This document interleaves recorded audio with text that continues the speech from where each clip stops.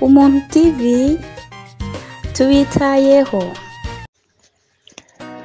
Ndabaramukije mwese mutwumviriza muri hano kuri uru rubuga Umuntu TV.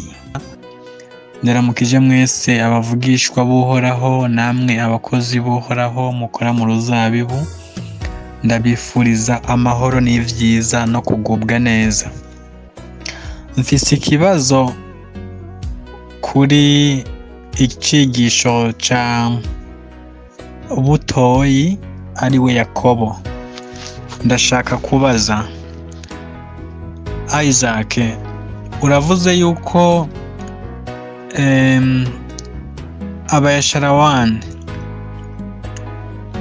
nanone wadusomeye umurongo uvuga yuko handitswe ko uzobavuma azovumwa. Mbega uwubavuma avumwe, uwubahezagira ahezagirwe.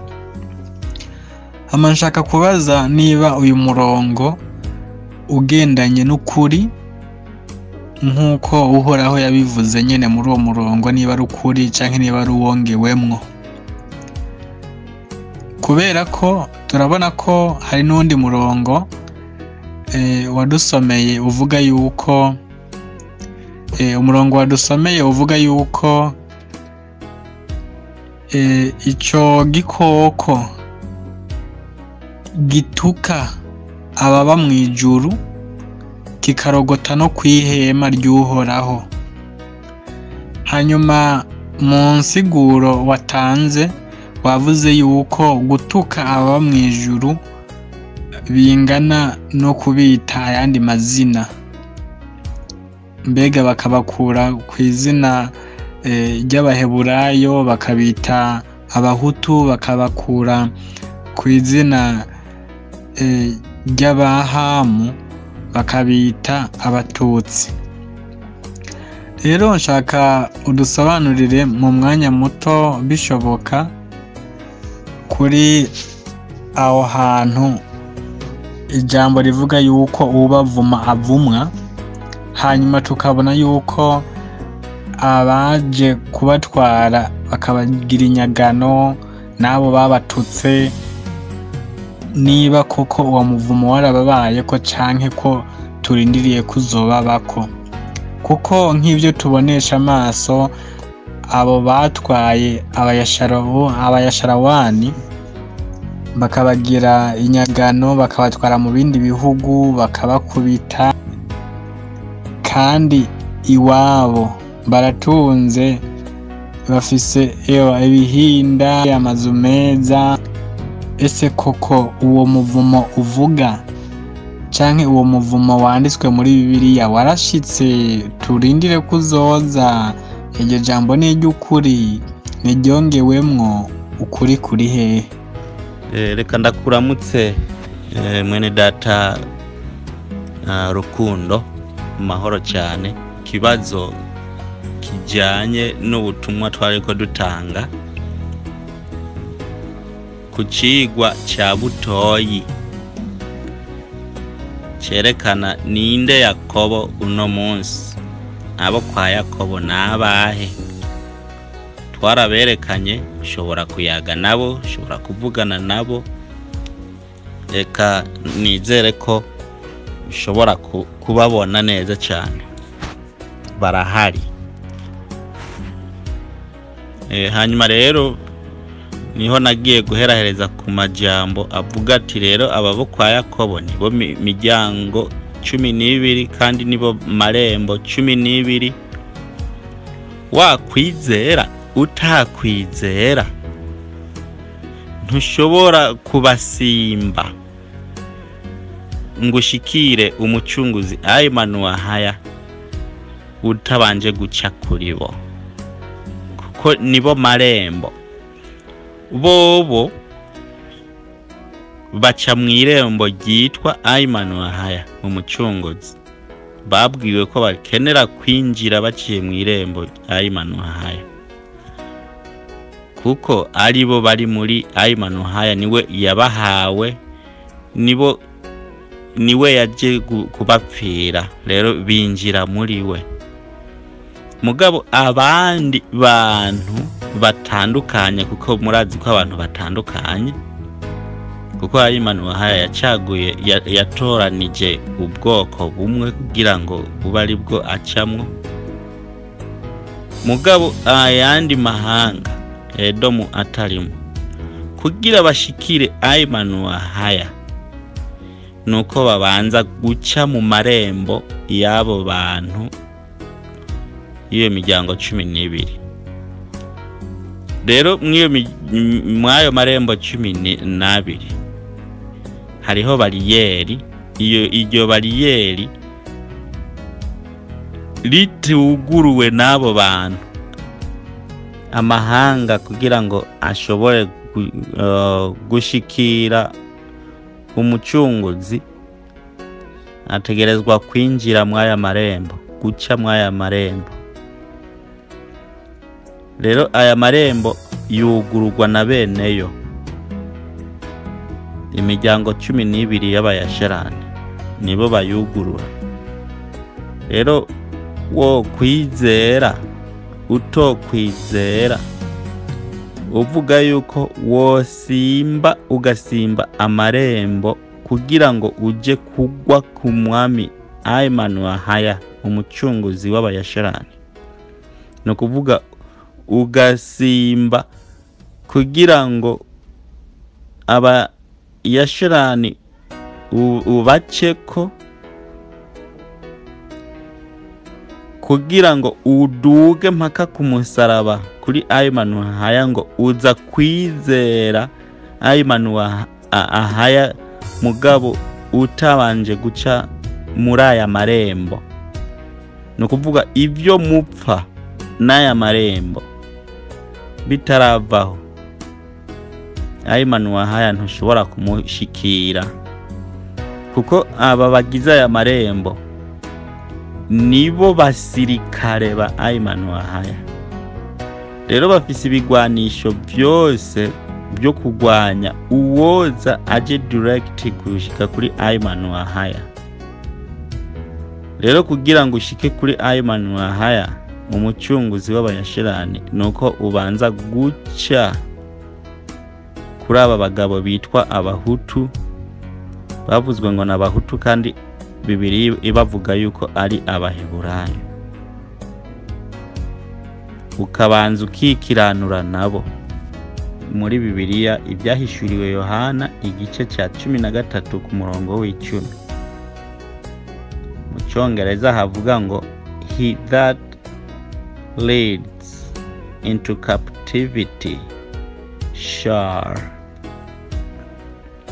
uja ufata rino jambo shall go into captivity. He that kills with the sword must be killed with the sword. Here is the patience and the faith of the saints. Mu Kinyarwanda ibyahishuriwe Yohana 13:10, nihagira ujana abandi ho iminyago, no kuvuga uzojana abandi akabatwara ari nyagano, akabagira abaja canke akabita abaja, kabita iryo zina umuja, nawe ubwe azajanwaho umunyago. Kandi no kuvuga uwo nawe nyene igihe ciwe azajanwa. Rya jambo shall riri muri future, so no munsi ni muri future, ni muri kazoza, azojanwa nawe ari inyagano. Kandi wicisha inkota nawe akwiriye kwicishwa inkota. Aho niho kwihangana kw'abera kuri n'ukwizera kwabo. Niko abera bizeye uno munsi, bizeye yuko muri kazoza nabo bazoba abami n'abaherezi. Ababagize abahutu nabo bazobagira abahutu, ababicishije inkota nabo bazobicisha inkota. Uno munsi barihanganye kandi bizeye yuko izogenda uko muri future, muri kazoza. Rero Rukundo wabajije ikibazo uti mbega none iryo ryungane riri muri Bibiliya rivuga ngo uwubavuma nawe azovumwa, mbega iryo jambo ni iry'ukuri canke si iry'ukuri? Iryo jambo ni iry'ukuri, niko bizogenda mu bwami bwo mw'ijuru. Uko babisigura abandi siko biri, nico gituma babarungika hariya hejuru mu kirere. Mugabo ijuru riri ngaha kw'isi, abantu bazoba ngaha kw'isi, bizogenda uko nyene. Ngenda bisigure neza. Abantu aribo bitwa Abaheburayo na Bibiliya, mugabo abana b'abantu baciye babita ngo ni Abahutu. Iryo zina ni izina ry'umuvumo, ni izina rivumwe, ni izina rivumwe kubera si ryo zina ryabo, si bwo bwoko bwabo. Izina ryabo ni Abaheburayo, ubwoko ndetse ubwoko bwabo n'Abaheburayo. Izina ryabo ni abana ba Ahaya. Bibiliya kuko ivuga n'abana canke ikavuga ishamvu y'Uhoraho. Muga uno munsi ntibacitwa ishamvu y'Uhoraho, ntibacitwa ishamvu y'Uhoraho. Kubera iki? Kubera muga imbere y'Uhoraho bari ishamvu, mugabo amahanga yose yarabanse abashira hasi, abita ba Muhutu, bitaye ko ibyo kugira bibe nuko bari barabivuze. Tuvuge narungitse ibitabo ngaha, Zaburi 8:3, Zaburi 8:3 kuri 4, Zaburi 8:3 kuri 5. Ubishatse wosoma Zaburi 8:3 uhereye kuri 2 ugashitsa ku 8, niho bibona neza. Muga Zaburi 8:3 kuri 4 avuga ngo bagambirira imigambi, mu Kirundi ngo babagira inama y'ubugambanyi, ngo babagirire nabi. Ubwoko bwawe bagire inama abo urindira mu rwihisho. Urumva ni ubwoko, kandi ni ubwoko bw'Uhoraho. Mugabo hariho abantu babagirira imigambi yo kubagirira nabi, bakagirira nabi abo Uhoraho yihishirije. Zaburi 8:3 kuri 5 akavuga ngo abo bagira inama ubwo bwoko bw'Uhoraho, ngo baravuga bati nimuze tubarimbure, ntibabe bakiba ihanga, kugira ngo n'izina ry'Abayisirayeli ritibukwa ukundi, kugira ngo izina ry'Abisirayeli ntiribe likibitwa canke ntibabe bacitwa iryo zina, bararibakuyeko. Rero baragize inama, barabikora ibihugu byose. Usomye Zaburi 8:3 uhereye kuri 2 gushika ku 8 urababona ni bande abo bantu. Abo bantu rero bari imigwi ibiri. Abo bantu bagiriye inama yo kugira ngo igihugu ya Sharani ntikibe kicitwa ihanga, bagisambagure, bitaye ko kandi n'izina ry'Abayasharani bari bakure ko ntibabe bacitwa izina Abayasharani, bitwa Abahutu, izina ry'umuvumo. Abo bantu babiri nibo babandi rero tubonye ngaha mu byahishuriwe Yohana 13:10 avuga ngo nihagira ujyana abandi aho iminyago nawe ubwe azajanwaho umunyago. Aba n'abanyamahanga basanzwe hatarimwo Edomu, kuko aba nibo bahora batwara Abaheburayo bakabatwara mu za Babuloni, mu za Siriya, mu za Egiputa n'ahandi, kugira bakabatwara nk'iminyago, bakabakoresha imyaka 70, imyaka 100, imyaka 1000, bakabagira abaja. Ari naho bica biza kubonekera mw'iryo zina ryabo ngo ry'abaja, ngo Abahutu n'abaja, n'abantu bakomereye ibikorwa, bakomereye izuba, bakomereye ibyo byose. Rero bakwiye gukora babe abaja, kandi Uhoraho yabaremeye ibikorwa byiwe, mugabo babaye abaja b'abantu nubwo bifise impamvu, kuvuga igituma. Rero barabajyanye ari inyagano, mugabo muri kazoza hari abo batwaye Abaheburayo kw'inyagano, nabo bazoba inyagano. Niko bisigura, niko ibyahishuriwe bisigura. Mu Kirundi babyanditse nabi, babyanditse ngo uwagerewe gutwarwa ari inyagano azoba inyagano, uwagerewe kwicishwa inkota azokwicishwa. Mu Kirundi babyanditse nabi cyane, bisobanutse mu zindi Bibiliya niho bavuga ngo uwajyanye cyangwa uwujyana abandi nk'inyagano nawe azojyanwa. Iyo niyo nsiguro nziza. Kubw'ibyo abo kwa Hamu bakoresheje gutwara abandi abo bantu ari inyagano, bakabagira Abahutu, mugabo mu bwami bwo mu ijuru nabo bazoba bari hasi. Gusa bizoba bimeze neza kubera hazoba hariho amategeko, kandi bazoba bagira ku mategeko abayasherani, kandi itegeko rizoba ari rimwe, mugabo bizobasubirako. Gusa ho hazoba hariho ibintu byiza ico gihe, mugabo ibikorwa byo kuba hasi bizoba bihari.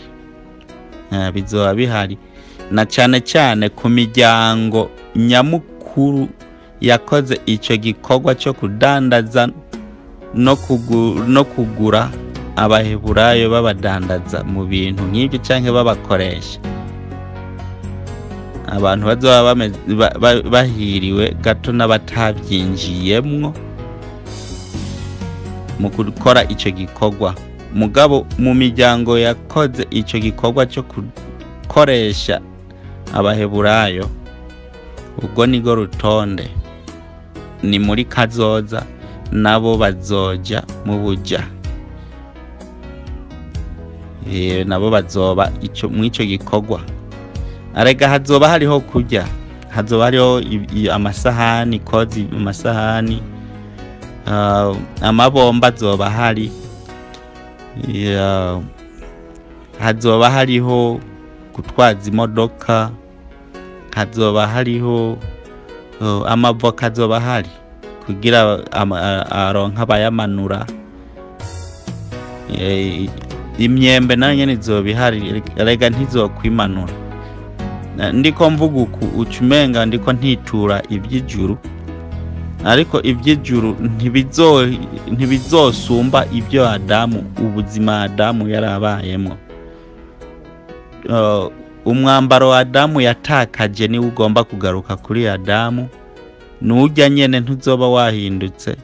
Ikizobandanya ni burya buzima bwo kwa Adamu, ugukora, ukurya, icyari cyo cyose ukoze ucita izina, hariho amahoro, ataburozi buriho, atagupfa kuhari, hariho umunezero. mbere iryo juru niryo risumba ijuru ryo kugenda mu kirere, kuko uronka icyurya uronka icyunywa atabukene ugira atantambara udapfa, iryo juru riruta ijuru ryo kugenda mu kirere kurusha. Mbere n'umukenyezi, kuko Adamu ko yarabayeho, umwambaro niwe ugomba kugaruka. Mbere ni mu byahishuriwe biragaruka bikavuga ngo umugeni wiwe asubijwe ngo ahawe umwambaro wiwe wo kugororoka. Uwo mwambaro nuwahe? Wa mwambaro wava kuri Adamu niwo uhawe uwo mugeni. Rero uwo mwambaro ubwami bikoko byatwara buhawe abera b'ubusumba byose ni ngaha ku isi. Rero ibyo byose bizokorekera ngaha ku isi. Rero ngaha ku isi hariho imyembe, hariho amapera, hariho ibitoki, n'ibyatsi bizoguma bimera. Hariho rero abazotuturira ibitoki, abazobagara barahari, mugabo hariho abazoba bajejwe kuraba ko ibintu biriko bigenda neza, ko isi irimirirwa neza. Ico gihe isi ndimwa izoba yavuwe, izoba yama neza, ko nta maraso azoba kitembako, ariko ititugwa n'amaraso aguma ameneka, aguma aseseka. Nuko niko biri, niko ijuru ripanze, sibindi. Nico gituma rero ngaha Yohana ariko yerekwa abona yuko abakoze igikorwa cyo kugira abandi bahutu, kwico cyo kugira abahutu abandi naco kizobagarukira bakaba abahutu. Ariko inka zizoba zikihari, none ni bande bazoziragira? Baza ngo nabandi bazoziragira, abahora batwara abandi nibo bazoba baragizi. Uko niko bimeze, uko niko kuri kwa Bibiliya. Business zizobandanya kunyene ku isi, nta kizohagarara, muga byose bizoba biri mu kuboko k'Uhoraho, munsi y'itegeko ry'Uhoraho. Ubwami buzoba bw'Uhoraho, izuba rizoba ryaka, si izuba rya kera rizoba ryazimye, mugabo hariko haka izuba Uhoraho muri ico gihe. Ariko business zose, ibikorwa byose mubona ngaha bizobandanya, kiretse gusa ibyaha, ubugeyi ntibuzoba buriho, abagore gutwara abagore, abagabo gutwara abagore. Hazoba hari ibyagezwe by'Uhoraho, isi zotwagwa munsi y'ukuboko k'Uhoraho. Ndizera iryo ni ijambo risobanutse, munsi y'ukuboko k'Uhoraho. Rero byose abagabo bazoba bahari, n'abagore bazoba bahari, n'imisore zoba ihari, n'inkumi zizoba zihari, n'abana ngo bazotambira ku myimba, ku myobo y'inzoka, ntaco zizobagira, n'abana bazoba bahari.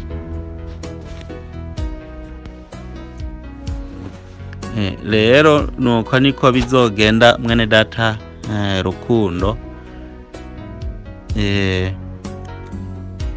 Abagiriye inama yo kurimbura abandi kugira n'izina ry'abayasharani ribaveko, ntibabe bacitwa abayasharani, bitwa abahutu. Ico gihe bizohinduka, abakwitwa abahutu basubizwe ku izina ryabo ry'abayasharani, abami n'abaherezi bafise imiryango amarembo 12.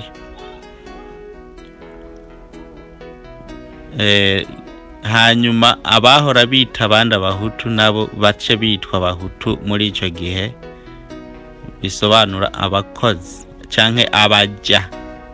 Uwatwaye wundi ari umuja, nawe ico gihe azoba umuja. Bibe ntibibe bizogenda uko nyene, niko Bibiliya ibivuga, si Isaka abivuga. Mwijuru ibiti bizoba bihunguruka amababi. Rero kwisima rimeze neza canke mwibarabara ry'ibirahuri ry'ibiyo, bazoguma bakorerera nta kwicara mwijuru sukuririmba gusa. Hari abavuga ubutumwa bakavuga ngo mwijuru no kwidibamira gusa, ngo mwijuru ngo nukugumuririmba wunamika izosi kujya ku rufunzo, wunamuka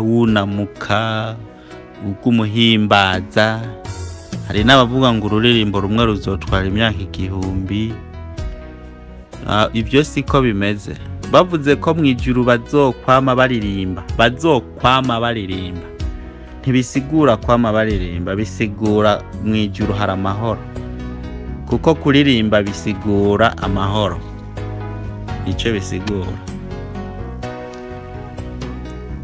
Hariho kuririmba indirimbo ya Mose, ibyo bisigura ikindi, si ukuvuga ngo nukuririmba indirimbo ngo durururu n'inanga n'ibindi. Eka indirimbo ya Mose atawundi yoyishobora, bisigura ibindi. 144 baririmba indirimbo atabandi boyishobora, nukuvuga n'ubutware, bahawe ubutware. Rero nta wundi muntu ahawe kujya muri ubwo butware, nabo bantu nyene. Rero indirimbo baririmba n'ubutware, ibikorwa bahawe, nta wundi yabihawe. Nico gituma iyo ndirimbo atawundi ayishobora, nico bisigura indirimbo ya Mose. N'iyindi ndirimbo iririmbwa n'abantu benshi niyo gutwagwa, nico bisobanura. Bibiliya yanditse mu ijambo rimwe mu migani, niko bimeze. Rero amahoro, indirimbo kwama baririmba indirimbo z'urudaca, nukuvuga n'amahoro. Urazi iyo ufise amahoro icyo ukora agahwa gusuma,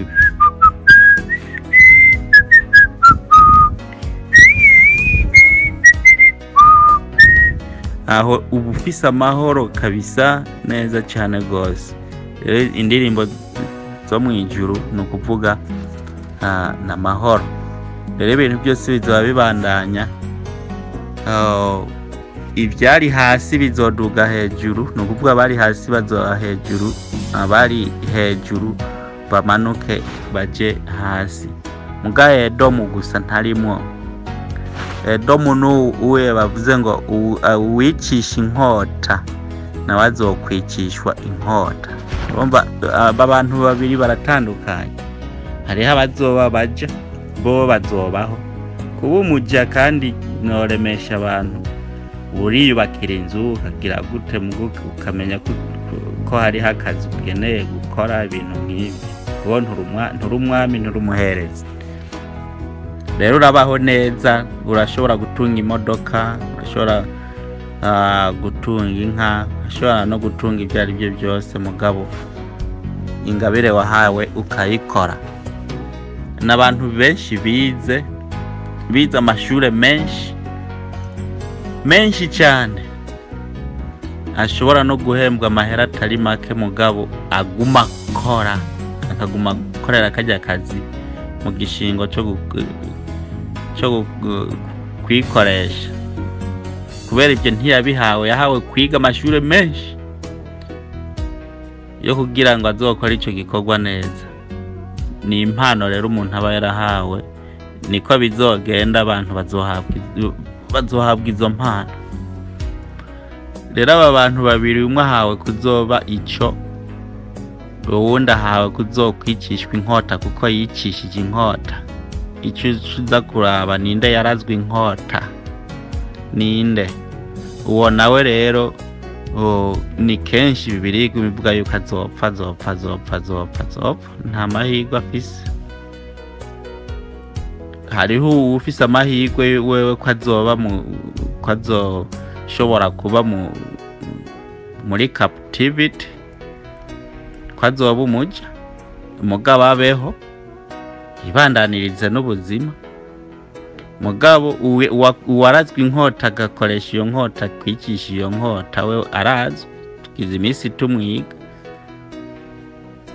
kuko yakoze igikorwa cyo kwica nawe ni ukwicwa. rero uwo nawe urubanza rwiwe si urwa Isaka avuga ibyo ariko arasoma mw'iyi Bibiliya nyine, iyi Bibiliya twazaniwe, si jewe navyanditse. rero wicisha inkota azokwicisha inkota. rero uwagize uwundi umuja nawe azoba umuja. rero aya majambo Mutama wambajije ico kibazo niko ameze, niko bizogenda, ntibizohinduka, nuko nyene niko Uhoraho avuga. Nizere noba nakoze ku bibazo byose wabajije, kwayo majambo abavuma abandi ko nabo bazovumwa, abahezagira bazohezagira. Guhezagira naragisiguye mu minsi gato, bijyana kandi no gusengera abayasharani. Kubasengera nukubamenyesha rega ni mwebwe mwahawe kuzotwara ubwami n'ubuherezi, ni mwebwe mahoro yacu, ni mwebwe mutuguruye amarembo ntitwinjira, ntidushobora gushikira Ayimana Wahaya umucunguzi wanyu. rega ni mwebwe aho buri kurabasengera kandi ngaho uburi kurabahezagira, uburi guhezagira. ewe muntu w'Uhoraho, ewe muntu. rero kuvuga ewe muntu w'Uhoraho canke mwana w'Uhoraho sukumukeza muri nuko bimubwira ati erega naho wikengera ntuzi ko ari wewe nyene umwana w'Uhoraho, ko niko kwitwa guhezagira. rero umuhezagiye muri ubwo buryo nawe uzohezagirwa. bisigura ngo iki? aho uzoba uciye mu irembo ry'uwo muntu, uwo muntu nimba azoba ari umuyuda, uzoba uciye mu irembo ry'uwo muyuda, aho uzoba uriko wugurura bariyeri yo kuja kwa Ayimana Wahaya. mugabo mu gihe ukimuvuma ukavuga ngo hinge tumuce, izina ryiwe ntiribe ihanga, ntaba kibihanga, bitaye ko kandi ntabe acitwa Yashuruni, yitwe ubundi wamujawe. twamye tubakoresha misi yose, n'ubu tuzoguma tubakoresha. aho buri kumuvuma igishingo c'ibyo, nawe muri kazoza uzoba umuja wiwe, niko Bibiliya ivuga. abatwaye abandi mu buja nabo bazoba abaja. kubw'ibyo rero iyo uri kuravuma nawe uzovumwa, mugaye uri kurahezagira nawe uzohezagirwa, niko Bibiliya biriko igubwira canke igutegeka. hariho abantu bazobaho neza mu banyamahanga kuko badafise rekodi z'akahise, kuko Uhoraho arabika rekodi. niko bimeze. ico gihe kigeze uzoba ico wakoze, niko bizogenda. nizere ko bitahuritse. igisigaye reka ndabipfurize igihe ciza. yari mwene Sobucumi Isaka. Shalom. Yakobo naramukunze, n'umwirabure. umwirabure bishobotse ukabitahura ibintu nk'ibyo. umwirabure uwo ari we wese wo mu bakunzwe n'abandi bemerewe kuja mu bwami, mutoye umwanya mukagira umunsi mukuru mugahimbagwa, mukagendera mu byagezwe by'Uhoraho, nibyo byerekana ko mumwubaha, kuko mwagerewe ubwami kububamwo ndetse no kuburagwa.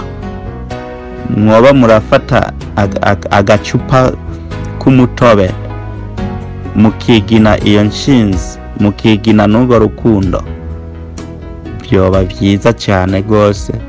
mugabo ibyo mukabigira mugendera mu byagezwe by'Uhoraho nibyo bizoberekana yuko mumwubaha. Umuntu TV, urubuga rwawe. Kora subscribe ntucikwe, ibyiza biri imbere.